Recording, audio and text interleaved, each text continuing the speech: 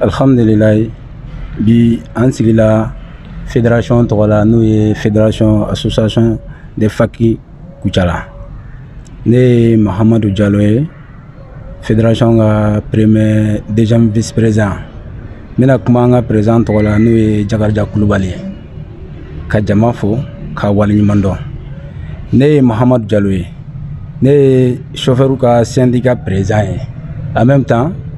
n ye association de routiers jeunes chauffeurs secrétaire administratif ye Kucala yan. Bi an ka sigi laɲini ye mun ye? An ka association fédération ka laɲini kun ye an kun ye fɛn boloda n'u ye lancement ye.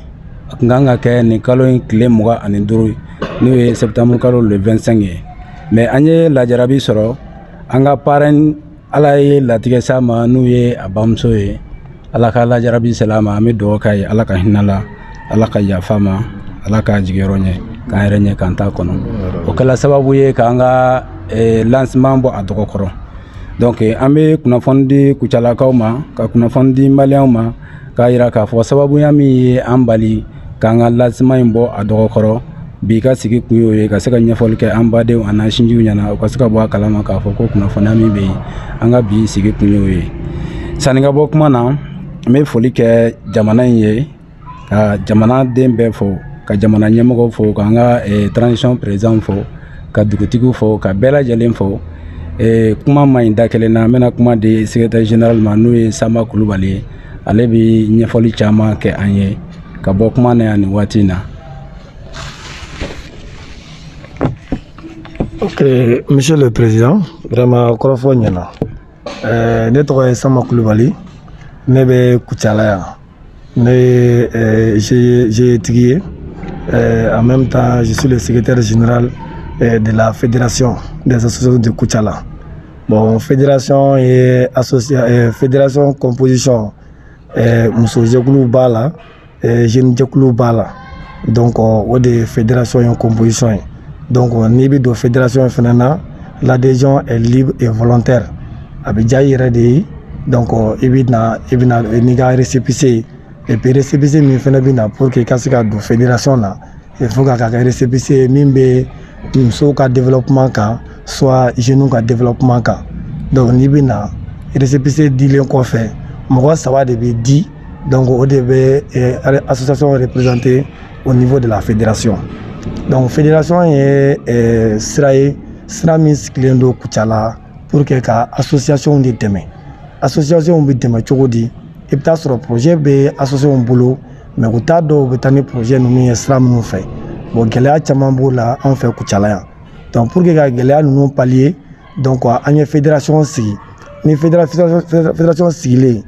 ni i ka projet monté, donc i bɛ na n'a ye fédération kɔnɔ. Fédération bɛ i ka projet acheminer ka se n'a ye a seyɔrɔ la. Donc n'a sera n'a ye a seyɔrɔ la, fédération bɛ tila ka a suivi kɛ walasa projet kana kɛ projet tununnen ye. Donc o ye fédération ka hakilina dɔ ye. O bɔlen kɔ a la, fédération bɛ sensibilisation fana kɛ dans les associations pour que association kɔnɔna na u ka association bɛ labaara cogo min na n'u bɛ se ka nafa sɔrɔ a la. Fédération bɛ dɛmɛ don tɔn fana association kɔnɔ pour que ka faamuyali di u ma. Fédération, pour qu'il y ait une fédération, il faut être malien ou il faut être malienne. Donc, et puis, il y a nous jamana josra fait. Donc, nous, une fédération. Donc, fédération, c'est amala ou Kucala Dukona Dronkama. Kucala, les 36 communes, le bé impliqué dans la mais ni mi a kanuka do à la. Donc, maintenant, il y a une fédération. Donc fédération fédération bureau b'a bolo Kucala bi. Donc a bureau est mɔgɔ 30 ani mɔgɔ 4 de 34 personnes au de a bureau membre. Le reste au lui est membre. Voilà. Assalamu alaikum. Je me présente, Soumolo Koulibaly, le secrétaire à la communication de la Fédération des associations de Kucala. On appelle FAC. Bonsoir mesdames et messieurs, soyez les bienvenus. Nous tous réunis cet après-midi ici pour une cause noble et patriotique, unie pour notre région et pour notre pays. Permettez-moi de remercier l'Assemblée des associations membres de cette fédération. J'ai l'honneur et le privilège de m'exprimer au nom de la Fédération des associations de Koutiala, FAC. À ce titre, je tiens à remercier toutes les personnes de près ou de loin qui nous ont apporté leur soutien matériel et moral depuis la mise en place de cette union dans la ville de Koutiala, ce qui démontre la solidarité, la bonne entente entre les fils de Koutiala. Je tiens à rappeler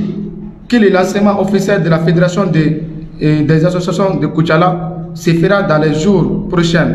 Les causes du report de la date précédente sont indépendantes de notre volonté. Pourquoi une fédération des associations, beaucoup de personnes en poseront la même question. En effet, la réponse est très simple et pleine de sens à la fois. Cette fédération a été mise sur place dans le but de réunir tous les fils de Koutiala pour la recherche des voies et moyens pour le développement de toute la région de Koutiala, voire le Mali. Notre engagement demeure ambitieux et fraternel pour tous les peuples maliens. Nous prenons la cohésion sociale, la paix, le soutien total à nos autorités actuelles et restons soudés derrière nos forces de sécurité et de défense. Notre combat n'est autre que national pour préserver la souveraineté de notre pays. Ici, nous lançons un appel aux Maliens de l'intérieur et de l'extérieur à être déterminés plus que jamais à accompagner les autorités de la transition pour leur bonne action en cours pour un Mali prospère et paisible. Nous, Fédération des associations de Koutiala, voulons faire de Koutiala la région la plus prospère du Mali. Et du Mali, les pays prospères et paisibles d'Afrique entière. Vive la Fédération des associations de Koutiala, FAC. Vive Koutiala. Vive le Mali. Je vous remercie. Merci.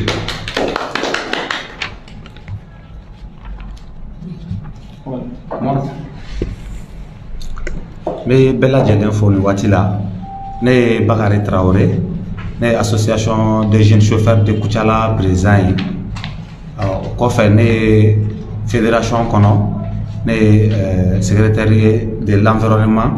ni wati la an sigile ma nya fe no kadaka lancement ya bola dogokoro ka sababuya ke anga président d'honneur bamso ala o min jidoya donc ko fe awda ke abena dongele maminge anya bo dogokoro ka dawde ka aya ni wati la mi bela jelen fo ka be wale nyumando maintenant kuma jange bile kadaka discours min kala nani baran yere tabolo kuyode ambal make bola ka fo chuka amna donc bi bela jelen fo mo bi association in kono kadaka an bijela ka bara de ke fédération tokola fédération kono na la bendron de be no bi anga tugunye mo fo ka fama fo ka bela jelen wale mando et je vous remercie. Be bela jelen fo watina ambe kenem gambi no fédération ba kenay ambe fédération mo ke na bela jelen fo ambe bureau mo be fo ka membre bela jelen fo ka président re fo no jaada Kulbali ka vice président bela jelen fo la ka secrétaire général fo no Saba Kulbali ka Mahamadou Diallo fo déjà vice président ni amboray san nga do kuma kono na re Souleymane Diakité flo ne be chauffeur association na ne o secrétaire général association mbi na fama ko AGCRK no chauffeur jakulu farle nyonga Koutiala ka ke kuluye ka sika nyata kanyi o kulin korana no président Bakary Traoré namba fo bay mbale fana fo ni kenen kaya tasoro do kuma kuma sani nga do fédération kono folo anga association asigira Koutiala ya chauffeur ka nyata kanyi ni kama asigira Koutiala ya digu minnu banga molbul korana wala sa fana ka sika la ko don jamana fe do hukum korana na boran kenen ga ka nga se ko nyafo pour ga ka nyadon digu chama ne be an kan bara en konana molbul konana ka daminɛ jamana kɔnɔ fo ka taa bila jamana kɔ kan an bɛ degun caman sɔrɔ baara in kɔnɔna na an ma jate n'a ma ɲa k'an ma jate waati sera sa an yɛrɛw fana ka fara ɲɔgɔn kan ka kɛ kulu ye k'an ka hakɛ ɲini gouvernement fɛ jamana ka se ka an fana dɛmɛ an ka hakɛw la donc hakɛ ɲini kɔnɔna na an faralen kɔfɛ ɲɔgɔn kan an tilala kɛ kulu wɛrɛ ye ka association fara ɲɔgɔn kan ka kɛ fédération ye Kucala yan n'an filɛ o fédération yɛrɛ kɛnɛ kan bi n'o fédération ka lancement de tun kan ka kɛ le 25 tɛmɛnen na ni marraine ka musoya banni kɛra sababu ye ka o lancement don bɔ a ma ka don wɛrɛ bolo da mais o don ma fɔ fɔlɔ n'o don fana sera o don na fɔ mɔgɔw ɲɛna donc n'a ma ɲa an b'o kɛnɛ kan yan a ka kan an k'an ka transition ɲɛmɔgɔw fo kɛrɛnkɛrɛnnenya la Assimi Goïta a n'a nɔfɛmɔgɔ bɛɛ lajɛlen ka taa se premier ministre ma n'o ye Choguel Kolo Mayiga ye u bɛɛ lajɛlen fo k'a jira u la k'a fɔ anw bɛ yen bi an bɛ yen sini su ani tile ka se k'u dɛmɛ u ka se ka baara nin k'a waleya baara jumɛn k'a waleya ka se ka transition ta ba la ka labɛn kɛ ka bila jamanadenw ɲɛ labɛn min ni élection bɛna kɛ élection man ka se ka kɛ ani ka se ka jamana nin yɛrɛ bɔ bolo la a bɛ gɛlɛya minnu na k'o gɛlɛya ninnu wuli ka bɔ yen n'i y'a ta k'a lajɛ bi jamana in kɔnɔ bi dugu caman de bɛ yen bi minnu bɛ yen sunɔgɔ t'u ye dali t'u ye ka sababu kɛ gɛlɛya b'u kan n'a ma ɲa ko transition bɛ yen k'a bɛ se ka labɛn kɛ pour que ka se k'o gɛlɛya ninnu wuli ka bɔ yen an ka laɲini ye transition ka se ka gɛlɛya ninnu bɛɛ wuli ka bɔ yen ka sɔrɔ ka kɛ ni kalafili ye donc o la an bɛ transition kɔrɔma don walasa u ka se k'an faso bɔ bolo la an yɛrɛ ye fasodenw ye an yɛrɛ ye jamanaden dɔw ye jamana jɔli la an bɛɛ ka kan a la an ka se ka an yɔrɔ fɔ a la donc n'a ma ɲa n'an b'o kɛnɛ kan bi an bɛ transition mɔgɔw fo o la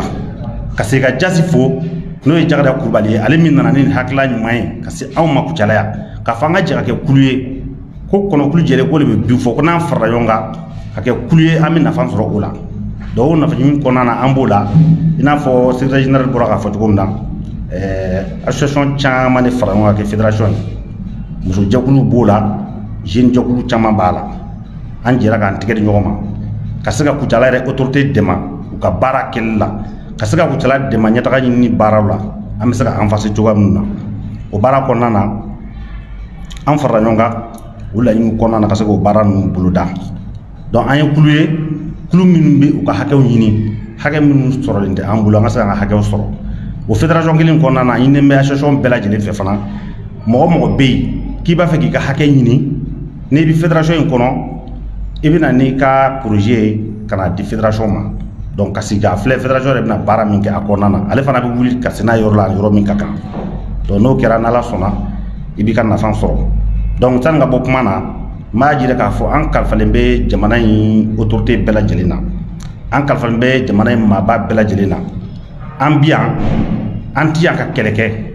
et puis an ti yan ka bengali kɛ an bi yan ka se ka hakɛw de ɲini an ka hakɛ minnu bɛ yen n'olu sɔrɔlen t'an bolo an bɛ yan k'o hakɛw de ɲini wa an b'a ɲini bɛɛ fɛ mɔgɔ mɔgɔ bɛ se k'an dɛmɛ an ka hakɛw sɔrɔli la u ka an dɛmɛ n'an ka hakɛw sɔrɔli ye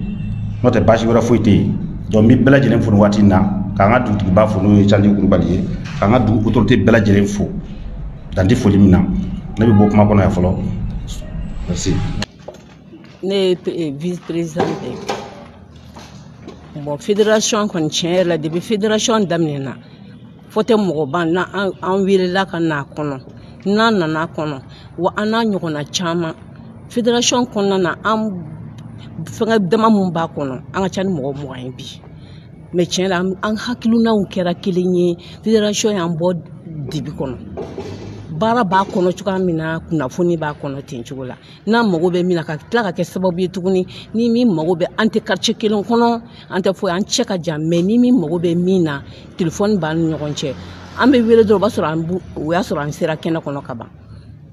tiɲɛ yɛrɛ la fédération a tɛ se ka fɔ ka ban an tun ye lancement boloda le 25 tɛmɛnen mais tiɲɛ yɛrɛ la an ma se k'a fɛn ala jarabi ko min ka di ala ye o de bɛ kɛ mais ni ala ye min kɛ anw ye jɔnni fɛ an tɛ se ka a bali hali bi ala ka taabaw hinɛ ala ka yafa k'u ma ala k'an yɛrɛ ta kɛ ko ɲɛ ala k'an mɛn ka saraka bɔ ye o de y'a kɛ mais don nataw na an bɛna dɔ wɛrɛ boloda hali a tɛ mɛn ni ala sɔnna Kucalaka minnu n'u ma bɔ a kalama u bɛɛ de bɛna bɔ a kalama an mago bɛ dɛmɛ na walahi an mago bɛ dɛmɛ na gouverneur n'a ka mɔgɔw maa min bɛ Kucala kɔnɔ yan nɔ n'a bɛ si Kucala kɔnɔ ka tile Kucala kɔnɔ an mago b'a bɛɛ la wa an mago b'u bɛɛ ka dɛmɛ na hali ka an sigi ka kumakan duman fɔ an ɲɛna k'an bila sira kan o bɛɛ ye dɛmɛ ye n'an filila dɔrɔn o k'a fɔ an ɲɛna ni baara min nana o k'a d'an ma an pɛrɛlen bɛ baara bɛɛ de kama n tɛ an bɛ baara bɛɛ de kan an ka tɔn yɛrɛ kɔnɔna na fɔ tɛ mɔgɔ ban ne y'o vice présidente de bon sisan an bɛ safinɛ dilan a kɔnɔ bagan mara b'a kɔnɔ tigadɛgɛ bɛ dilan a kɔnɔ ne yɛrɛ ɲɛ tɛ baara la min tɛ an ka tɔn kɔnɔna na mais fédération tilala ka na belebele fara kan tuguni tiɲɛna an tɛ se ka foyi fɔ fédération ye an bɛnnen bɛ cogo min na hali bi ala ka dɔ fara o bɛn kelen kan yarabi ala ka dɔ fara a kan an ma ɲinɛ an ka président fɛngɛ kɔ dɛ n'o ye Kulubali ye a tɔgɔ Jagariya tiɲɛ yɛrɛ la ala ka segin n'an ɲuman ye a ɲɛnafin b'an yɛrɛ la Kucala yan nɔ a ye Kucala bɔ dibi la pepepepewu an tun bɛ dibi fin mun na tiɲɛ yɛrɛ la an bɔra dibi kɔnɔ quartier joli bɛ Kucala kɔnɔ bi mais an bɛɛ bɛ ɲɔgɔn kan fɔ bi ni hɛrɛ bɛ min fɛ yen o b'an wele an bɛ taa an bɛ hɛrɛ kɛ ni bɔnɛ bɛ min fɛ yen a kɛra komi bɛɛ de ka bɔnɛ kɛra tiɲɛ yɛrɛ la hali k'a dan o dama ma Kucala kɔnɔ Kucala yɛlɛmana pewu Kucala ɲɛna ala y'an tile hɛrɛ la ala k'an si hɛrɛ la ne ye madame Kamate Jugumalo Kone ne bɛ fɔtɔ mɔgɔ banna an ye association de ye n'an bɛ safinɛ dilan de kɛ safinɛ muluma de don an b'a tigɛ k'a kɛ carton kɔnɔ ne yɛrɛ bɛ se ka formation kɛ mɔgɔw kunna safinɛ dilan in na ni san 3 de y'a la ne bɛ fédération membre dɔ ye ne b'a bureau kɔnɔ fédération sigira Kucala y'a diyara an bɛɛ ye association min fan o fan dayɛlɛlen don bɛɛ ye fɛn o fɛn de bɛ fɛ ka don ni récépissé b'i bolo dayɛlɛlen don bɛɛ ye fédération tɛ mɔgɔ kelen ta ye bɛɛ de ta don mɔgɔ mɔgɔ ŋaniya ɲuman tigi dayɛlɛlen don bɛɛ ye bɛɛ ka na an ka jɛ ka baara an b'a ɲini ala fɛ ala ka hinɛ taaba la ala ka yafa k'a ma ala k'a dayɔrɔ suma Jakarija yɛrɛ min Kulubali n'ale ye ni initiative ta an b'a yɛrɛ fo ka Kucala autorité bɛɛ fo an b'an ka dugutigi ɲuman fo n'o ye Canze Kulubali ye aya ne bɛ kuma bila yan nɔ ma ɲɛna